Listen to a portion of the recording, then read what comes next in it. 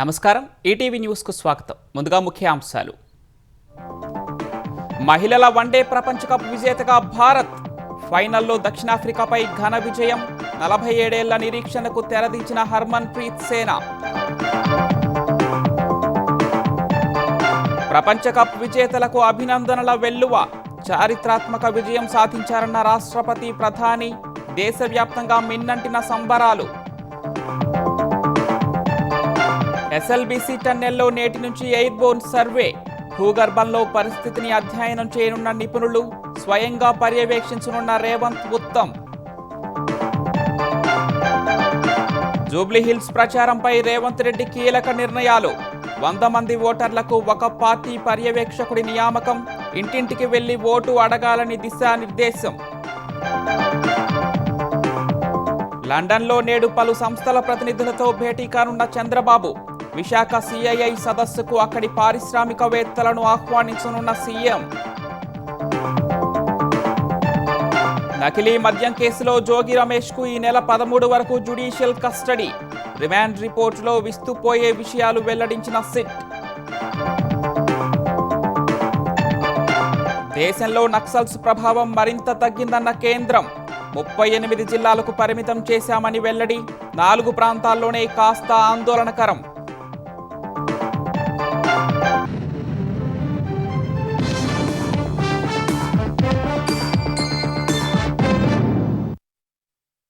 భారత అమ్మాయిలు చరిత్ర సృష్టించారు. 47 ఏళ్ల సుదీర్ఘ నిరీక్షణకు తెరదించుతూ వన్డే ప్రపంచ కప్ను సాధించారు. నవీ ముంబై వేదికగా జరిగిన ఫైనల్లో దక్షిణాఫ్రికాను మట్టి కరిపించి హర్మన్ ప్రీత్ సేన విశ్వవిజేతగా నిలిచింది. 2 సార్లు తుదిమెట్టిపై బౌల్తా పడిన టీమిండియా 3వ ప్రయత్నంలో జగజ్జేతగా అవతరించింది. అద్వితీయ ప్రదర్శనతో ప్రపంచ కప్ కలను సాకారం చేసుకుంది. ఒడిదుడుకులను అధిగమిస్తూ ఒత్తిళ్లను జయిస్తూ హర్మన్ ప్రీత్ బృందం ట్రోఫీని సగర్వంగా అందుకుంది. ఈ ఉద్విగ్న క్షణం కోసం ఏళ్ల తరబడి ఎదురుచూసిన భారతావని పులకించిపోయింది.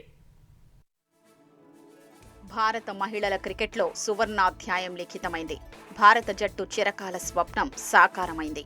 దశాబ్దాలుగా ఊరిస్తున్న వన్డే ప్రపంచ కప్ను తొలిసారి టీమిండియా ఒడిసి పట్టుకుంది. ఉత్కంఠభరితంగా జరిగిన ఫైనల్లో భారత అమ్మాయిలు అద్దరగొట్టారు. నవీ ముంబై వేదికగా జరిగిన తుదిపోరులో దక్షిణాఫ్రికాపై భారత్ ఘన విజయం సాధించింది. 52 పరుగుల తేడాతో దక్షిణాఫ్రికాను టీమిండియా చిత్తు చేసింది. టాస్ ఓడి తొలుత బ్యాటింగ్ చేసిన భారత్ నిర్ణీత 50 ఓవర్లలో 7 వికెట్ల నష్టానికి 298 పరుగులు చేసింది. షెఫాలి వర్మ 87, దీప్తి శర్మ 58 పరుగులతో చెలరేగారు. అనంతరం 299 పరుగుల లక్ష్యంతో బ్యాటింగ్కు దిగిన సౌత్ ఆఫ్రికాను 45.3 ఓవర్లలో 246 పరుగులకు ఆలౌట్ చేసి టీమిండియా విశ్వ విజేతగా నిలిచింది. కెప్టెన్ లారా ఓల్వార్ట్ వీరోచిత సెంచరీతో ఒంటరి పోరాటం చేసింది. భారత బౌలర్లలో దీప్తి శర్మ 5, షెఫాలి వర్మ 2, శ్రీచరణి 1 వికెట్ తీశారు. ప్లేయర్ ఆఫ్ ద మ్యాచ్గా షెఫాలి నిలవగా ప్లేయర్ ఆఫ్ ద టోర్నమెంట్ అవార్డును దీప్తి శర్మ సాధించింది.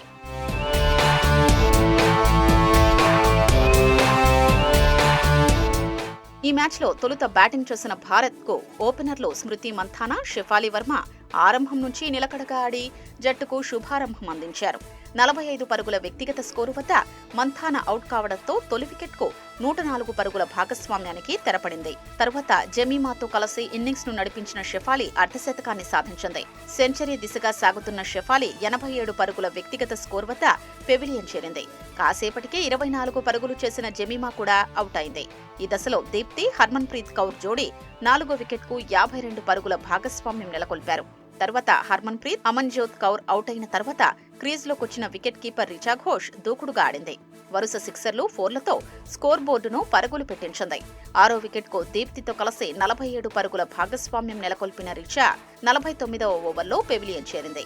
అటు అర్ధశతకం సాధించిన దీప్తి ఇన్నింగ్స్ ఆఖరి బంతికి రనౌట్ అయింది. రిచా ఘోష్ 34, హర్మన్ ప్రీత్ కౌర్ 20, అమన్జోత్ కౌర్ 12 పరుగులు చేశారు. దక్షిణాఫ్రికా బౌలర్లలో అయబొంగా ఖాకా 3, మ్లాబా, క్లోట్రయాన్, నడిన్ డి క్లెర్క్ 1 వికెట్ తీశారు.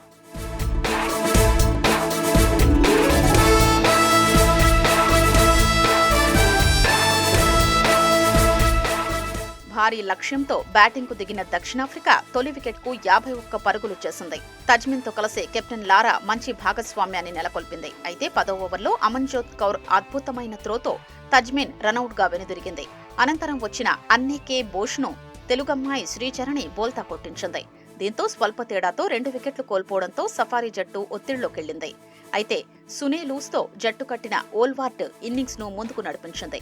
ప్రమాదకరంగా మారుతున్న ఈ జోడీని షెఫాలి విడదీసింది. 25 పరుగుల వ్యక్తిగత స్కోర్ వద్ద సునేను అవుట్ చేసిన షెఫాలి స్వల్ప తేడాతో డేంజరస్ మారిజానే కాప్ ను సైతం పెవిలియన్ కు పంపి సౌత్ ఆఫ్రికాను కష్టాల్లోకి నెట్టింది. ఆ తర్వాత వచ్చిన వికెట్ కీపర్ సినాలో జెఫ్తా దీప్తి బౌలింగ్ లో అవుట్ అయింది. దీంతో ఆ జట్టు 148 పరుగులకు సగం వికెట్లు కోల్పోయి తీవ్ర ఒత్తిడిలోకి జారుకుంది. ఈ దశలో ఓల్వార్ట్ తో జత కలిసిన అన్నెరి దూకుడుగా ఆడి జట్టును పోటీలో నిలిపింది. లారా అన్నెరి కలిసి 6 వికెట్కు 61 పరుగుల భాగస్వామ్యం నెలకొల్పారు. ఈ క్రమంలో 39.3 ఓవర్ల వద్ద దీప్తి బౌలింగ్ లో అన్నెరి బౌల్డ్ అయింది. మరోవైపు 96 బంతుల్లో కెప్టెన్ లారా శతకం చేసింది. అనంతరం ఓల్వార్ట్ దీప్తి బౌలింగ్ లో క్యాచ్ ఇచ్చి వెనుదిరిగింది. దీంతో దక్షిణాఫ్రికా ఓటమి ఖరారైంది. అనంతరం మరో 26 పరుగులు చేసిన సౌత్ ఆఫ్రికా చివరి 3 వికెట్లు కోల్పోవడంతో భారత జట్టు సంబరాల్లో మునిగిపోయింది. పాపం దక్షిణాఫ్రికాకు ప్రపంచ కప్ మరోసారి అందరి ద్రాక్ష అయింది. విజేతగా నిలిచిన భారత జట్టుకు 37.3 కోట్ల రూపాయలు లభించగా రన్నరప్ సౌత్ ఆఫ్రికాకు 20 కోట్లు దక్కాయి. ప్రపంచ కప్ గెలిచిన భారత మహిళా జట్టుపై ప్రపంచవ్యాప్తంగా అభినందనలు వెల్లువెత్తుతున్నాయి. క్రీడా ప్రముఖుల నుంచి రాజకీయ, సినీ సెలబ్రిటీల వరకు భారత జట్టుపై ప్రశంసలు కురిపిస్తున్నారు. భారత అమ్మాయిలు చరిత్ర సృష్టించారని, వారి విజయం భవిష్యత్తు తరాలకు స్ఫూర్తినిస్తుందని తెలిపారు. తొలిసారి ప్రపంచ కప్పును గెలుచుకున్న భారత మహిళల జట్టుపై సర్వత్రా ప్రశంసల జల్లు కురుస్తోంది.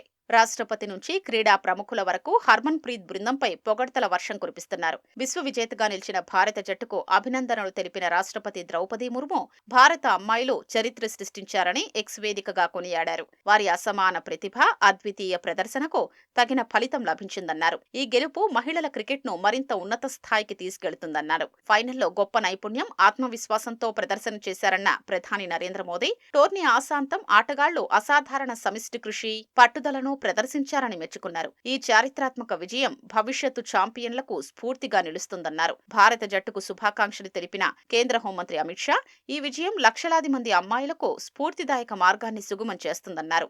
ఉమెన్ ఇన్ బ్లూ చరిత్ర సృష్టించిందని లోక్సభలో ప్రతిపక్ష నేత రాహుల్ గాంధీ అన్నారు. అమ్మాయిల తెగువ, పోరాటం భారత్కు కీర్తిని తెచ్చిపెట్టాయని, వారు కేవలం ట్రోఫీని మాత్రమే పొందలేదని, జాతీయ స్ఫూర్తిని రగిల్చారని ప్రశంసించారు. అమ్మాయిలు కేవలం కప్పును గెలుచుకోవడమే కాదు, ప్రతి భారతీయుడు హృదయాన్ని గెలుచుకున్నారని కాంగ్రెస్ జాతీయ అధ్యక్షుడు మల్లికార్జున ఖర్గే కొనియాడారు. భారత మహిళా క్రికెట్ ప్రయాణంలో ఇదొక అద్భుతమైన క్షణమని క్రికెట్ దిగ్గజం సచిన్ తెందుల్కర్ అన్నారు.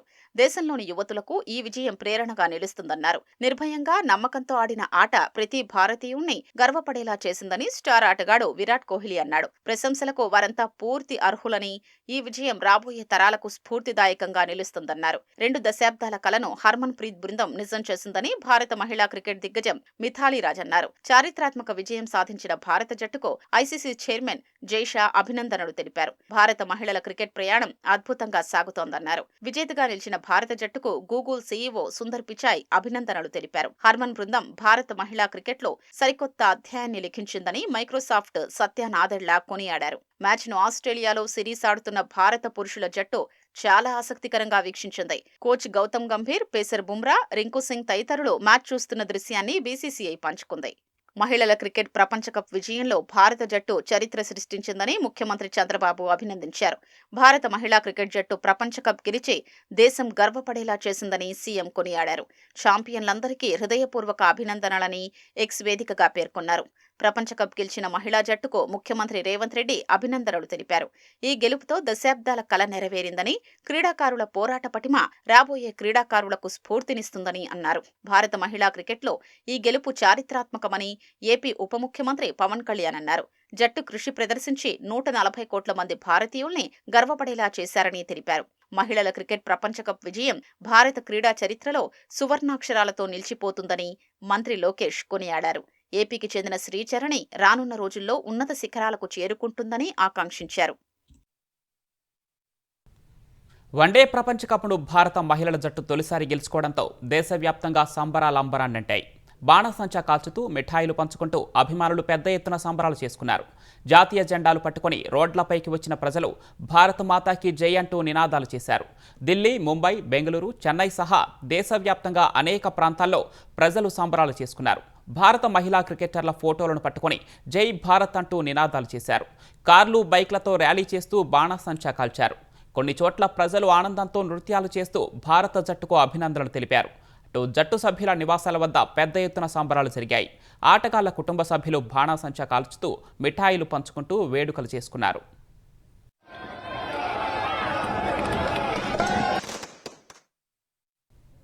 మహిళల ప్రపంచ కప్ విజేతగా భారత్ నిలవడంతో హైదరాబాద్లోనూ ప్రజలు సంబరాలు చేసుకున్నారు.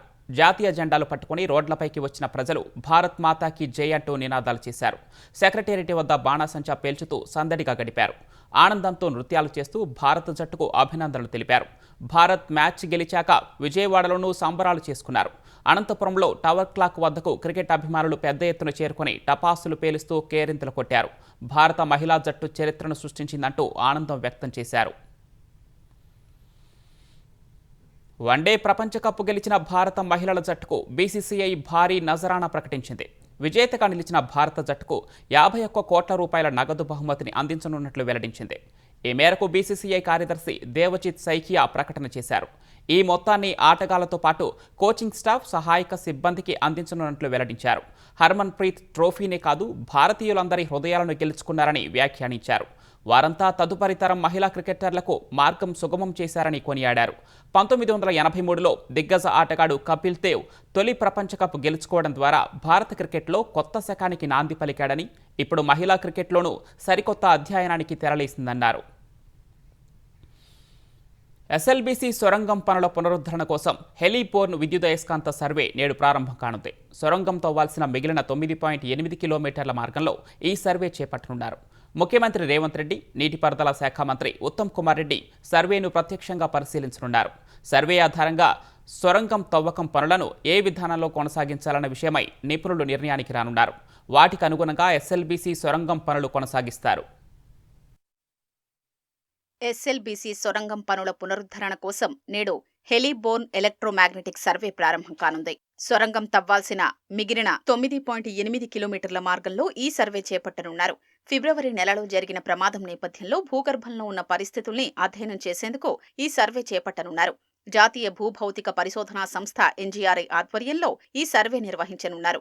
ముఖ్యమంత్రి రేవంత్ రెడ్డి, నీటిపారుదల శాఖ మంత్రి ఉత్తమ్ కుమార్ రెడ్డి నేడు సర్వేను ప్రత్యక్షంగా పరిశీలించనున్నారు. ఫిబ్రవరి 22వ తేదీన సొరంగం పనులు జరుగుతున్న సమయంలో పైకప్పు కూరడంతో 8 మంది చిక్కుకుపోగా టన్నెల్ బోరింగ్ యంత్రం పూర్తిగా ధ్వంసమైంది. 2 శవాల్ని మాత్రమే వెలుపలకు తీశారు. అప్పట్నుంచి ఎస్ఎల్బీసీ సొరంగం పనులు నిలిచిపోయాయి. పనుల కొనసాగింపు కోసం కసరత్తు చేసిన రాష్ట్ర ప్రభుత్వం సాంకేతిక నిపుణులతో కమిటీని ఏర్పాటు చేసింది. అడ్వాన్స్డ్ టెక్నాలజీ మెథడ్స్ ఉపయోగించి డ్రిల్లింగ్ అండ్ బ్లాస్టింగ్ విధానంలో పనులు పూర్తి చేయాలని కమిటీ సూచించింది. అందుకు అనుగుణంగా పనులు పూర్తి చేసేందుకు మంత్రివర్గం ఇటీవల ఆమోదముద్ర వేసింది. అయితే సొరంగం తవ్వాల్సిన ప్రాంతంలో పరిస్థితిని అంచనా వేసేందుకు హెలీబోర్న్ విద్యుదయస్కాంత సర్వేను నిర్వహించాలని నిపుణులు సిఫార్సు చేశారు. తెలంగాణ ప్రభుత్వం సలహా మేరకు నేషనల్ జియోఫిజికల్ రీసెర్చ్ ఇన్స్టిట్యూట్ శాస్త్రవేత్తల ఆధ్వర్యంలో helicopter borne magnetic geophysical survey చేపట్టనున్నారు. ఈ సర్వే నేడు ప్రారంభం కానుంది. సీఎం రేవంత్ రెడ్డి, నీటిపారుదల మంత్రి ఉత్తమ్ కుమార్ రెడ్డి సర్వేను పర్యవేక్షించనున్నారు. హెలికాప్టర్ పైన ప్రయాణిస్తున్న సమయంలో ప్రత్యేక అండర్ స్లంగ్ ట్రాన్స్మిటర్ ద్వారా 24 మీటర్ల వ్యాసం కలిగిన లూప్తో భూమిలోకి విద్యుదయస్కాంత సంకేతాల్ని పంపుతారు. అవి భూమిలోని పరిస్థితుల్ని పరిశీలించి రిసీవర్కు రీడింగులను పంపుతాయి. రిసీవర్ లూప్లో అవి నమోదవుతాయి. ఆ రీడింగులను ప్రాసెస్ చేస్తే భూమి నుంచి 800-1000 మీటర్ల దిగువన ఉన్న పరిస్థితుల్ని తెలుసుకునేందుకు వీలవుతుంది. తద్వారా సొరంగం తవ్వాల్సిన ప్రాంతంలో ఏదైనా షీర్ జోన్, నీటి కుంటలు లాంటి ఉంటే తెలుస్తోంది.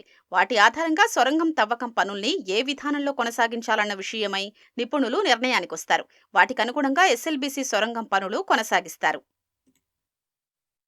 లండన్ పర్యటనలో భాగంగా ముఖ్యమంత్రి చంద్రబాబు నేడు పలు అధికారిక కార్యక్రమాల్లో పాల్గొననున్నారు. విశాఖలో ఈ నెల 14, 15వ తేదీలో జరగనున్న సిఐఐ భాగస్వామ్య సదస్సుకు అక్కడి పారిశ్రామికవేత్తలను ఆహ్వానించనున్నారు.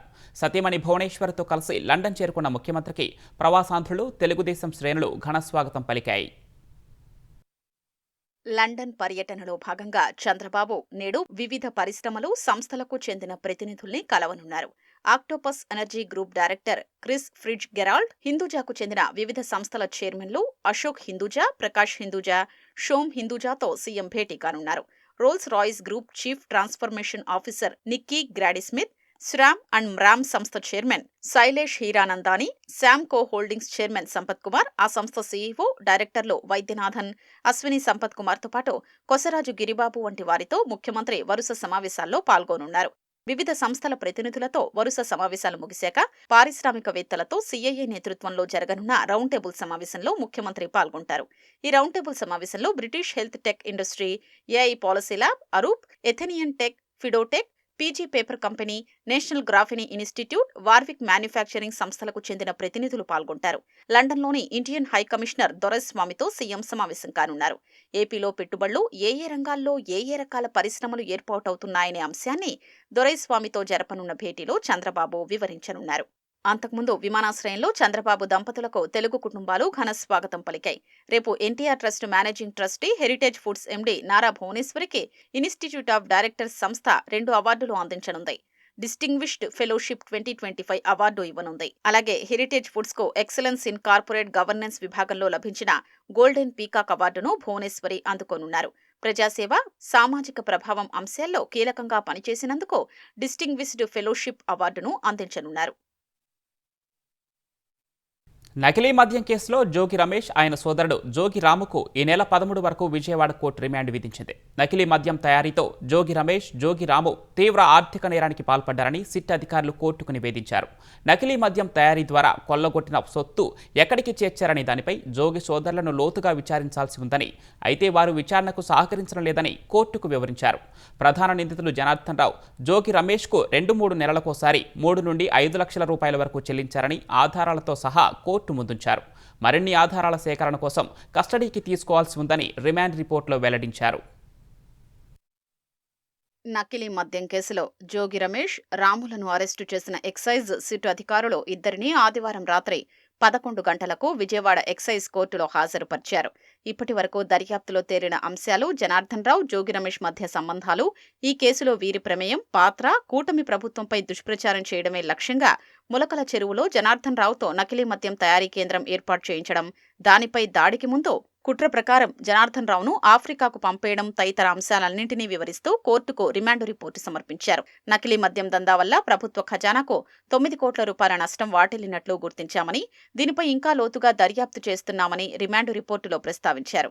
నకిలీ మద్యం కేసుల్లో ప్రధాన నిందితుడైన జనార్దన్ రావు, ఆయన సోదరుడు జగన్మోహన్ రావు, జోగి రమేష్, ఆయన సోదరుడు జోగి రాములకు 2-3 నెలలకోసారి 3 నుంచి 5 లక్షల చొప్పున డబ్బు ముట్టజెప్పినట్లు దర్యాప్తులో తేలిందని ఎక్సైజ్ సిట్ అధికారులు కోర్టుకు తెలిపారు. నకిలీ మద్యం దందాకు అండదండలు, సహాయ సహకారాలు అందిస్తున్నందుకు ప్రతిఫలంగా ఈ సొమ్ము ముట్టజెప్పేవారని సిట్ వెల్లడించింది.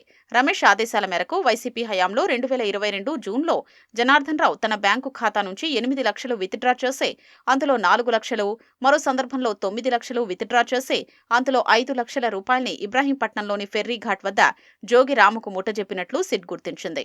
రమేష్ కు జనార్దన్ రావు డబ్బులివ్వడం తాము చూశామని పలువురు సాక్షులు వెల్లడించినట్లు సిట్ అధికారులు రిమాండ్ రిపోర్టులో కోర్టుకు నివేదించారు. జనార్దన్ రావు, జగన్మోహన్ రావులు జోగి రమేష్ మద్దతుతోనే నకిలీ మద్యం తయారీ కేంద్రాలు ఏర్పాటు చేశారని అధికారులు వెల్లడించారు. చిన్నతనం నుంచే రమేష్, జనార్దన్ రావు మధ్య సన్నిహిత సంబంధాలు ఉన్నాయని తెలిపారు. జోగి రమేష్, రాము సహకారంతోనే ప్రధాన నిందితుడు జనార్దన్ రావు 2013లో బాలాజీ బార్ను గుడ్విల్ ఇచ్చికొన్నారని, తర్వాత దాని పేరును ఏఎన్ఆర్ రెస్టారెంట్ అండ్ బార్గా మార్చారని సిట్ అధికారులు కోర్టుకు నివేదించారు.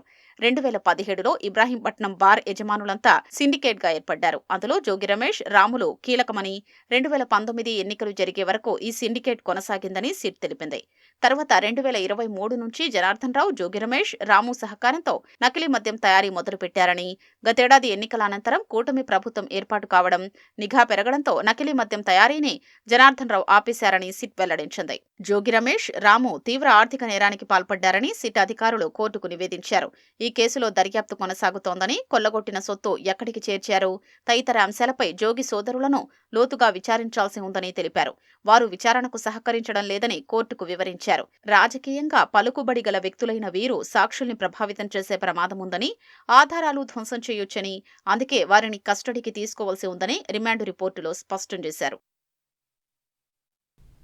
దేశంలో నక్సల్ ప్రభావిత జిల్లాల సంఖ్య గణనీయంగా తగ్గినట్లు కేంద్రం వెల్లడించింది. 9 రాష్ట్రాల్లో ఈ ఏడాది ఏప్రిల్ 1 నాటికి 46గా ఉన్న నక్సల్ ప్రభావిత జిల్లాల సంఖ్య 38కి తగ్గినట్లు కేంద్ర హోంమంత్రిత్వ శాఖ తాజా సమీక్షలో పేర్కొంది. వీటిలో 11 జిల్లాలు మాత్రమే వామపక్ష తీవ్రవాద ప్రభావిత ప్రాంతాలుగా ఉన్నట్లు తెలిపింది. కేవలం 4 జిల్లాల్లో వామపక్ష తీవ్రవాదం ఆందోళనకరంగా ఉన్నట్లు వెల్లడించింది. ఛత్తీస్గఢ్లోని కాంకేర్, జార్ఖండ్లోని పశ్చిమ సింగ్భూమ్, మధ్యప్రదేశ్లోని బాలాఘాట్, మహారాష్ట్రలోని గడ్చిరోలి ఈ జాబితాలో ఉన్నట్లు కేంద్రం పేర్కొంది. వామపక్ష తీవ్రవాదంతో ప్రభావితమైన జిల్లాల సంఖ్య ఈ ఏడాది ఏప్రిల్లో 6గా ఉండగా ఇప్పుడు 3కి తగ్గినట్లు తెలిపింది. ఛత్తీస్గఢ్లోని బీజాపూర్, నారాయణపూర్, సుక్మా ఈ జాబితాలో ఉన్నాయని వివరించింది. వామపక్ష తీవ్రవాద సమస్యను పరిష్కరించేందుకు కేంద్రం 2015లో తీసుకొచ్చిన నేషనల్ పాలసీ అండ్ యాక్షన్ ప్లాన్లో భాగంగా కేంద్ర రాష్ట్ర ప్రభుత్వాలు సంయుక్తంగా పనిచేస్తున్నాయి. దేశంలో 2026 మార్చి నాటికి నక్సలిజాన్ని సమూలంగా నిర్మూలించాలని కేంద్రం లక్ష్యంగా పెట్టుకుంది.